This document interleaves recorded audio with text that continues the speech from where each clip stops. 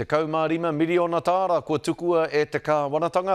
Hei tautoko i te kaupapa whare taupua e kia nei ko te pāpāpori. Hei roto i ngā tau e toru e tū mai nei. Koe nei te kaupapa whare taupua nui rawa atu i te rohe o te whanganui ātara. Ko tahi rau tāngata whānau rā nei ka whakaruru hautia ki roto i e nei whare. Nei rā a te o Kiwa McLean. He whakaruru hou e wawata tiana e tēnei kaumātua. Well, I've got a place now, though, until August.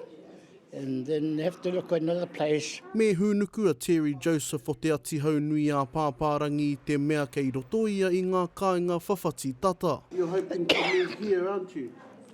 Well, I wouldn't mind to. Just like if it's a good place for a lot of people all together and if they look after each other's here. He tūhonotanga i wāinga i te mihana o pōneke me te tuāpapa kura kāinga, me te ahatare ana te whakaahuru i ngā whānau kotahi rau. Mā te whakaau i te horopaki o te marae. In our pūrākau, you will see Potama a lot, the stairway, and this is exactly what we want them to do, is to climb the steps.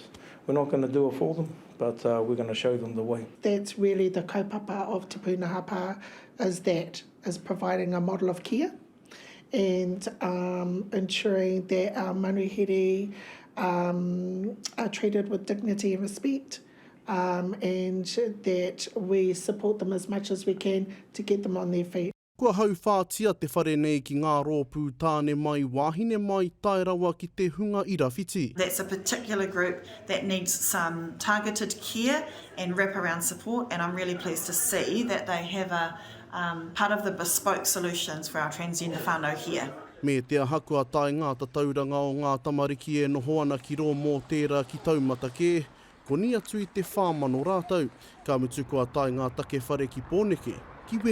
This is better than a motel room, but it actually tells us that we have an underlying issue with a shortage of homes in Wellington, and that is a real tragedy for our city. Toru marama noa te roa o te āhei ki te noho ki te pā, me kore e puta o rātau ihu ki te ao marama. That's where we want our manuhiri to be, in their own home and owning it, making their own decisions for themselves.